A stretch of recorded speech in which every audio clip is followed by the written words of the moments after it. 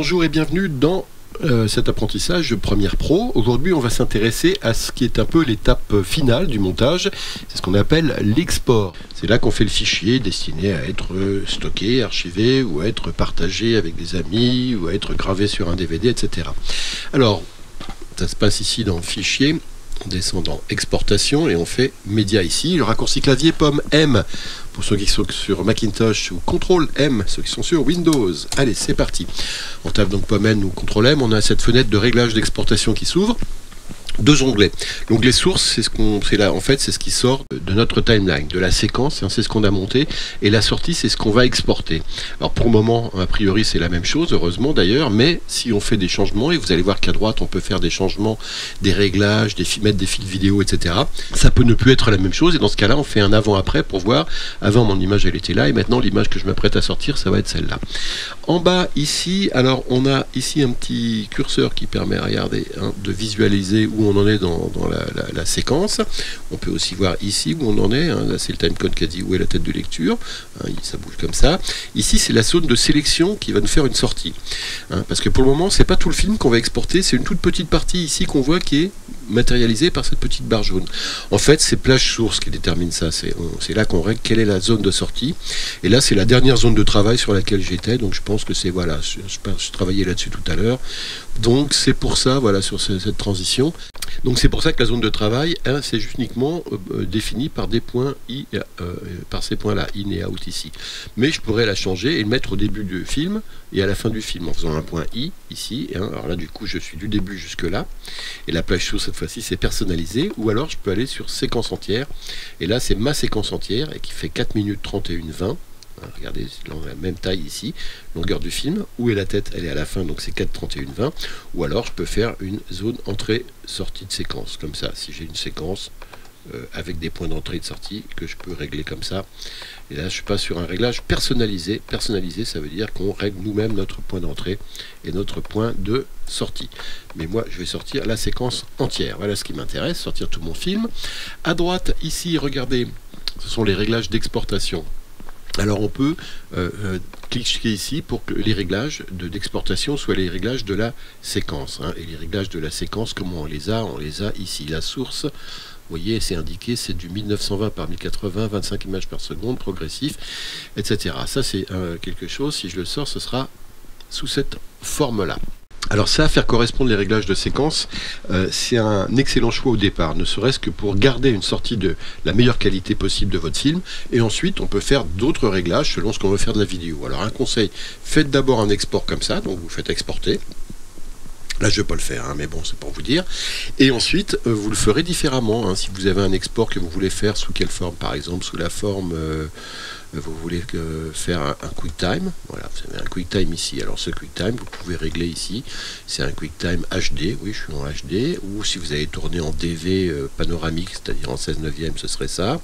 Alors vous voyez, ici par exemple, si je me mets sur, j'ai au début un fichier 1920 par 1080, si je le transforme en PAL DV grand écran, il y a des petites barres verticales, parce que c'est pas tout à fait le même ratio longueur-hauteur. Donc dans ce cas-là, ici, soit je garde les barres, soit je fais ici, au lieu d'ajuster sur la mise à l'échelle de la source, je vais faire adapter au fond. Hop, ce qui va, regardez ce que ça a fait, ou ajuster au fond. Ici, ce qui a zoomé un petit peu dans l'image, et là, ce qui a en fait distordu un peu l'image. Dans les deux cas, j'ai plus les barres noires, c'est mieux. Sinon, ici, donc je vais me remettre sur ajuster, voilà. Je dis par exemple, je suis sur 1080 ici comme ça en H264 qui est un codec qui me permet de faire une sortie qui prend pas beaucoup de place mais qui reste de très bonne qualité. C'est souvent comme ça qu'on fait les exports. Si je veux faire un export QuickTime de bonne qualité, je peux ici mettre un commentaire, je peux ici renommer la sortie si je veux la renommer et choisir un endroit. Regardez, je clique là, j'ouvre une fenêtre pour enregistrer, je choisis un nom. Alors, je vais l'appeler plutôt export Cameroun final, je vais plutôt l'appeler Cameroun film, et puis je vais le mettre sur un projet, alors plutôt que dans Premiere Pro, je vais choisir un autre emplacement. Donc je fais ça, je vais sur mon desktop, et sur mon desktop je fais un dossier, et sur ce dossier je vais l'appeler export vidéo, export vidéo, et c'est là que je vais ranger tous mes exports. Donc je le crée, je le mets là-dedans, donc vous voyez, fichier.move ici, je peux encore le changer, mais c'est là, hop, je fais ça, et je crée ici mon export. Alors j'ai quand même un temps estimé de 4-5 minutes parce que c'est long cet export, parce qu'il faut le recoder en H264, hein, donc je l'annule ici. Mais vous voyez sinon comment j'aurais fait mon export pour vous montrer. Autre chose ici, si j'ai voulu le mettre faire un DVD, je mets MP2 DVD. Voyez, ici, et après on me dit bah, votre DVD, comme c'est pas le DVD, c'est pas du Blu-ray, c'est donc un DVD qui est en simple définition, donc est-ce que c'est en PAL que je l'ai, PAL progressif ou PAL grand écran? Moi je suis plutôt en PAL grand écran, et vous voyez ici à nouveau il faut que j'adapte au fond comme ça, et maintenant je peux faire ma sortie ici. Hein, ça c'est une autre manière de faire.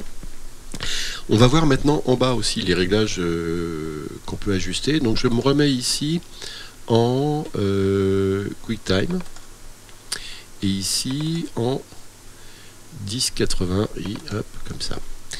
Vous voyez que c'est un codec H264 par défaut. Ici, si je me mets dans la colonne des effets, vous allez voir que je peux par exemple appliquer un look colorimétrique à mon image. Pour le moment, il n'y en a aucun, mais regardez, j'ai tout un choix. Par exemple, cinématique, c'est une image un petit peu look cinéma, regardez comme ça, c'est assez sympa. Cinématique 1, c'est d'autres réglages cinématiques, ça peut être sépia, comme ça. Ça peut être aussi des filtres de désaturation, alors qui laissent qu'une couleur maximale, ou ça c'est des images noir et blanc un petit peu, ou alors des styles prédéfinis comme au bon vieux temps, c'est du sépia aussi. Rêve, alors rêve c'est de mettre du glow hein, sur l'image, voilà, pour faire une image qui évoque un petit peu. Rêve 2, il y a plusieurs pré-réglages comme ça, donc ça c'est des choix esthétiques, ou jouer sur la température de couleur pour refroidir ou réchauffer un film, donc c'est un mixage froid, ensemble froid, vous voyez, on sent que les bleus sont un peu, ou alors virage triple, je sais pas ce que c'est, mais bon, vous voyez, ce sont des looks, ou ensemble chaud aussi, voilà, là je réchauffe l'image, et la différence entre un ensemble chaud et maintenant je vais passer à un ensemble froid. Hop, vous voyez la différence dans les bleus et dans l'autre cas plus de rouge. On peut jouer sur autre chose ici, on peut aussi incruster une image, par exemple un logo. Aucun. Alors je vais par exemple choisir, moi j'ai un petit logo. Donc je retourne sur mon desktop, sur le desktop, j'ai voilà un petit logo ici. Copie PNG, voilà c'est un logo de web vidéo. Alors là il est un peu gros hein, mais on va baisser la taille, on va mettre à peu près comme cette taille là, et puis on va le positionner. Alors centre, non, c'est en haut à gauche plutôt que je veux le mettre, et si je veux l'ajuster plus précisément, je peux ici le décaler, regardez, pour le mettre où je veux exactement. Par exemple à cet endroit, c'est un peu plus fort, ouais, plus gros. Et puis son opacité, je vais la réduire un petit peu, parce qu'il ne faut pas non plus que ce soit à 100 d'opacité, ça fait trop moche, c'est trop gros. Donc voilà, mais j'ai mon logo ici sur mon image. Je peux aussi, si c'est une version de travail, alors une version de travail, j'ai besoin, si je veux incruster un nom, par exemple, mettre ici du nom, je vais mettre version de travail. Ça, c'est par exemple, c'est quelque chose, si je veux je veux le faire valider à un client, et que donc le film va se balader, je veux pas que les gens l'utilisent comme si c'était fini, parce que c'est encore une version de travail qui est pas finie. Donc je prends la précaution d'incruster un truc en plus pour dire attention, ne l'utilisez pas tel quel, c'est encore une version de travail. Hein, donc ça sont des choses qu'on peut mettre ou enlever ici par la suite, hein, vous voyez comme ça, voilà. Donc là j'incruste un logo uniquement à la sortie, j'ai pas besoin de le positionner dans le montage, de rajouter une couche vidéo dans le montage, ce qu'on peut aussi faire. Là je le mets directement à la sortie, ce qui est quand même un gros avantage je trouve ici dans Premiere Pro. Alors on a fini avec les effets ici. Maintenant vidéo ici, vous voyez qu'on a des codecs, on peut en changer, hein, mais on est sur le H264 par exemple. Je peux choisir un autre codec, je peux choisir par exemple ici de passer en ProRes, qui est un format Apple de compression de très très haute qualité, qui est très bien pour faire du montage, donc par contre moins pour faire un export en sortie, mais pour un film de très haute qualité ça peut être intéressant de l'exporter sous ce format là. Ou alors il y a autre chose qu'on n'avait pas vu tout à l'heure, mais au lieu de QuickTime ici on peut mettre directement du H264 là en haut, et dans ce cas là on peut faire une sortie directement adaptée à une tablette. Par exemple si vous voulez, vous avez une tablette Android ou un téléphone Android de cette qualité là, de 480p pixels, hein, de largeur, voilà, vous choisissez ce réglage là et hop, vous voyez ici c'est la sortie, elle va être adaptée hein, VRB2 passage, à votre téléphone exactement. Ou alors ici ça peut être une tortille pour un Android, ça peut être, il y a également tous les Apple TV, l'iPhone 4 et tout ça, avec plusieurs générations, plusieurs aussi définitions. Ici vous voyez une image en 960 ou alors quelque chose de plus gros. Et regardez, on peut également le préparer pour du partage en ligne, c'est-à-dire choisir un réglage YouTube à 1080p, donc c'est de la HD. Et là je fais un export préparé pour YouTube, donc avec la compression qui passe le mieux sur YouTube, qui est du MP4 ici.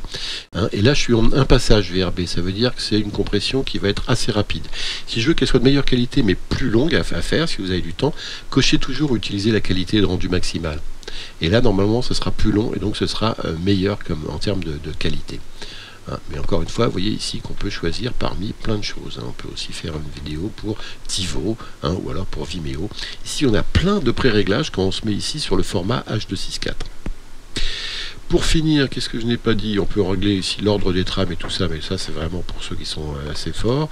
Audio, on peut régler également sous quelle forme on est en audio. Remarquez qu'ici, si je veux faire un export uniquement du son, je décoche exporter vidéo. Et là, hop, j'ai plus de prévisualisation parce que j'ai plus de vidéo. Et si je veux n'exporter que la vidéo et pas le son, hop, je décoche ici. Et là, vous voyez que j'ai plus de propriété applicable puisque j'ai décoché l'audio. Mais si je mets l'audio, ici, on peut aussi régler le codec de sortie, choisir autre chose, faire vraiment personnaliser ici. Et ça, on sera en préfiguration personnalisée. On peut faire absolument tout ce qu'on veut. Un multiplexeur. On peut également ajouter un fichier de sous-titres. Ça, c'est également pour les professionnels. Mais si vous avez un fichier de sous-titres au format SCC, on peut ici l'importer et le mettre en direct sur le film. Et enfin, on peut aussi passer par un FTP, c'est-à-dire si on clique ici, envoyer la sortie directement sur un serveur FTP à distance pour un client par exemple, etc. etc. Quand on a fini de faire tous nos réglages, je vais revenir ici par exemple, je vais dire que voilà, je suis en H264 personnalisé pour un Android, comme ça, je fais exporter ici ou file d'attente, et là je le mets sur une file d'attente. Pour le moment c'est sur une file d'attente et je peux faire un autre export sous une autre forme. Par exemple, je vais refaire POMEM. Et là, je vais refaire un autre réglage qui va être cette fois-ci QuickTime up HD ici et H264. Et hop, là, je le fais exporter ou file d'attente également. Et si je fais file d'attente, regardez ici. Hop, ensuite, ça m'envoie directement sur Adobe Media Encoder. Et là, j'ai mes deux films. Et je peux mettre plusieurs réglages, plusieurs films. Et faire ici, prendre une autre séquence et l'ajouter à la file d'attente. Et grouper les sorties. Par exemple, envoyer ça le soir avant de me coucher. Ça passe par Media Encoder. Donc on sort de Premiere Pro. Dernière chose que je voulais voir avec vous, c'est les options d'export. Là, on a fait un export de film simplement avec la fenêtre d'export, mais on peut aussi regarder dans les exportations, faire d'autres choix. Les EDL, par exemple. C'est quoi un EDL? L'EDL, il faut savoir que ça permet de faire, c'est ce qu'on appelle une edit list. C'est un texte qui récapitule toutes les infos de la timeline, avec les noms des plans, les timecodes, les durées, mais sans les plans eux-mêmes. Ça sert beaucoup aux professionnels. Ça permet aussi, on peut inclure les niveaux, mais on n'est pas obligé, etc. Et ça donne un texte qui prend pas beaucoup de place et qui permet d'avoir résumé de quoi piloter une machine qui elle a les images et de lui faire une sortie. Bon, c'est un petit peu complexe, mais ça sert aux professionnels et c'est utile de savoir que ça existe. C'est des choses qui n'existent plus par exemple aujourd'hui sur FCP10. On peut aussi faire une exportation, il faut que je me remette bien là. On peut aussi faire une exportation OMF. Alors l'OMF c'est quoi? C'est conçu au départ pour Avid Pro Tools, c'est un logiciel de mixage son, et l'OMF c'est l'Open Media Framework. C'est aujourd'hui un format d'échange multipiste commun. Ça permet de faire une sortie des sons pour être mixé sur une station professionnelle comme Pro Tools par exemple. Et là pareil, on peut ici faire une sortie des sons sous l'OMF. Il y a une autre façon de faire pour les sons, c'est soit OMF, soit c'est AAF. Donc AAF c'est un autre format de sortie des pistes son qui marche bien par exemple sur certains logiciels, mais normalement on est plutôt sur des OMF. Mais si on veut travailler sur Avid par exemple, on va aller plutôt sur des fichiers AAF comme ça. J'annule ici le dernier truc. On peut aussi faire un autre format qui ressemble un peu à l'EDL, c'est ce qu'on appelle le XML. C'est un fichier d'exportation qui s'appelle Extensible Markup Language. Ça donne un fichier comme le DL qui reprend toutes les informations concernant le montage, donc de la séquence dans la timeline, mais sans les médias, donc qui pèse pas lourd du tout, et ça permet de passer d'un logiciel de montage à un autre. Donc, ça permet aussi à deux monteurs ayant une copie, ayant chacun sur un gros disque dur l'ensemble des images et des sons, de travailler sur un montage, où chacun faire un bout de montage en s'envoyant des fichiers XML qui sont très légers, qui peuvent s'envoyer par mail très simplement.